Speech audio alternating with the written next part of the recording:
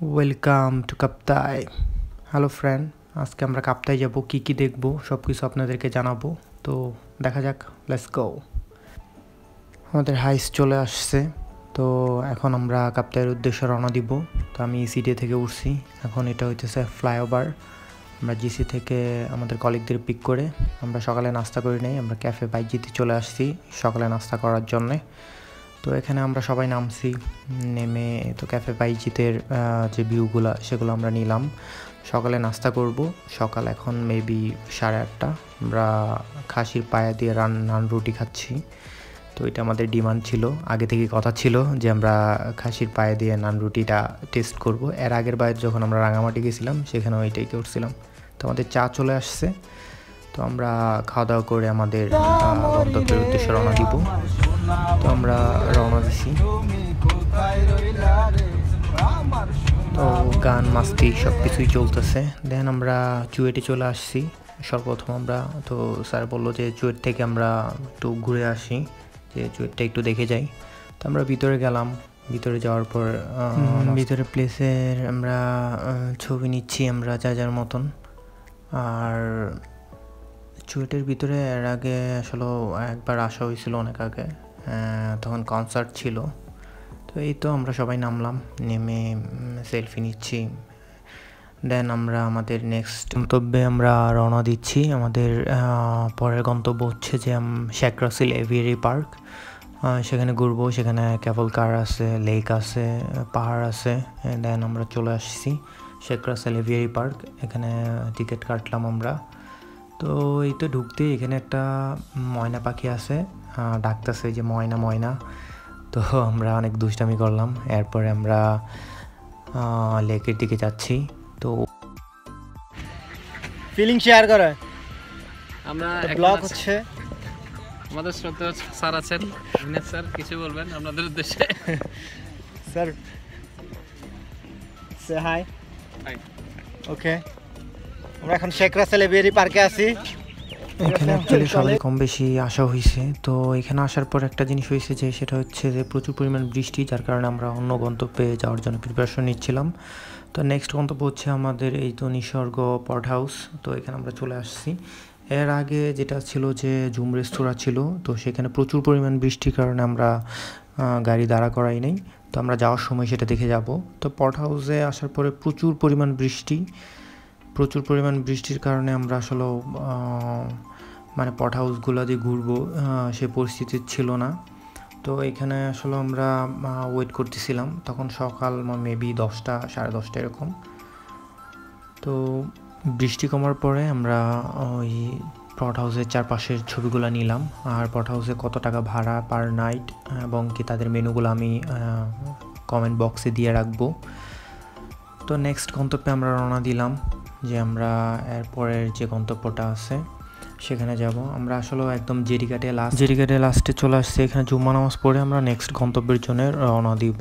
আমাদের নেক্সট গন্তব্য হচ্ছে রিভার ভিউ ক্যাফে এবং কি পিকনিক স্পট। তো এই জায়গাটা আসলে বেসিক্যালি অনেক সুন্দর একটা জায়গা।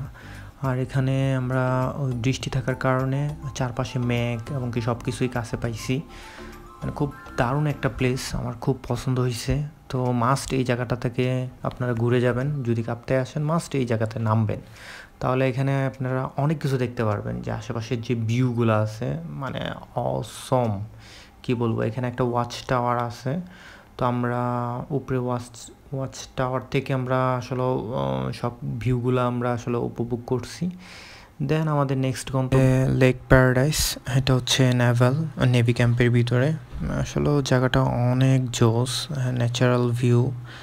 তো এখানে আসলে আসলে যে কারোরই মন ভরে যাবে, যে প্রাকৃতিক সাথে যে পাহাড়গুলো মিশে আছে এবং এখানে নিচে যে ভিউ পয়েন্টটা আছে খুবই সুন্দর। তো নিচের ভিউ পয়েন্টে আসলে যাওয়ার জন্য অনেকগুলো সিঁড়ি নামতে হয়, একদম পাটা অনেক ব্যথা হয়ে যায়। তো নিচে আমরা আসলে নামছি, এই নিচে একদম লাস্ট মাথা পর্যন্ত আমরা গেছি। আসলে নামতে তো খুবই ইজি লাগে, কিন্তু উঠতে খুবই কষ্ট। তো নিচের ভিউটাতে অবশ্যই নামবেন, নিচে আসলে অনেক কিছু দেখার আছে। এবং কি আপনার এই নিচে পারাপারের জন্য ব্যবস্থা করা হয়েছে এই পাশ থেকে ওই পাশের জন্য। আর এখানে এই লেকটার ভিতরে আপনি চাইলে কাইকিং করতে পারবেন, এখানে অনেকেই করতেছে। আর এখানে আমরা কিছু স্লো মোশন ভিডিও নিছি। আর সত্যি কথা বলতে এই জায়গাটা খুবই খুবই খুবই পছন্দ হয়েছে, খুবই জোস। অবশ্যই কাপ্তাই আসলে এই জায়গাগুলো ঘুরে যাবেন। এখানে আসলে মন কাড়ার মতন কিছু প্লেস আছে যেগুলো আসলে মন একদম ভরে যায়। নেক্সট গন্তব্য হচ্ছে আমাদের ব্যারাইনা লেক। তো এখানে গিয়ে আমরা কাইকিং করব। আর অ্যাকচুয়ালি নেভি ক্যাম্প থেকে যে ব্যারাইনা লেক কিংবা ভার্গি লেকের যে রাস্তাটা, এটা আসলে খুবই খুবই ডেঞ্জারাস রাস্তা।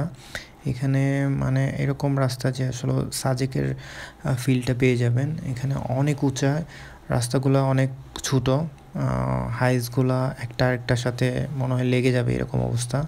খুবই আল্লাহ করতেছিলাম সবাই। আর এখানে চাঁদের গাড়ি নাই, আর সাজেকে তো আসলে ওই গাড়িগুলো আছে যেটা শক্তিশালী, তো অনেকটাই ভয় কাটে। তো আমরা আসলেও এই রাস্তাতে যখন যাচ্ছিলাম খুবই দূরত পড়ে যাচ্ছিলাম। আর বৃষ্টি ছিল, রাস্তাগুলো অনেক মানে একটু কাদাযুক্ত ছিল, মানে ভিজা ছিল এই অবস্থায়। তো আমাদের প্রচুর আসলে খিদা লাগছিল, তো আমরা ব্যারাইনা লেকে এসে খাওয়া দাওয়া করলাম। তো এটা আমরা কোন হোটেলে খাইছি এটা আমরা কমেন্ট বক্সে জানিয়ে দিব। ব্যারাইনা লেকে আছি আর কাইকিংয়ের জন্য প্রিপারেশন নিচ্ছি। আর আমাদের এখানে বোটে আসলে বৃষ্টি হয়েছে তো পানি পড়তেছে, এখান থেকে বোট পরিষ্কার করতেছে, দেন আমরা কাইকিংয়ের জন্য রেডি হবে। অ্যাকচুয়ালি কাইকিংয়ে খুবই মজা করলাম, এনজয় করলাম স্যাররা সবাই। দেন আমরা ভার্গি লেকে রওনা হয়েছি। এটা হচ্ছে ভার্গি লেক। ট্রাস্ট মি, অসম্ভব সুন্দর একটা জায়গা। মানে মাঝখানের যে ছিল যে দ্বীপগুলো মানে এমনভাবে ভেসে আসতেছে, মানে দেখার মতন, কি বলবো, একদম মানে মন ভরে যাওয়ার মতন একটা প্লেস। মানে আমার খুবই ভালো লাগছে। লাস্টের স্পট ছিল এটা, অনেকক্ষণ সময় দিছি। এটা লাভ পয়েন্ট বলে অ্যাকচুয়ালি। মানে এই জায়গাটা আমার খুবই পছন্দ হয়েছে। এখানে আসলে কাইকিং করতে পারলে খুবই মজা লাগতো, অনেকগুলো স্পট ঘোরা যাইতো এবং কি অনেক সময় নিয়ে কাইকিংটা করা যাইতো। তো আপনারা যদি চান তাহলে ওই ব্যারাইনা লেক থেকে আপনারা কন্ট্যাক্ট করে এখানে কাইকিং করতে পারবেন। দেন আমরা রাঙামাটির উদ্দেশ্যে রওনা হয়েছি। তো রাঙামাটি দিয়ে আমরা চিটাগংয়ে চলে আসবো। আজকের ব্লগটা এই পর্যন্তই।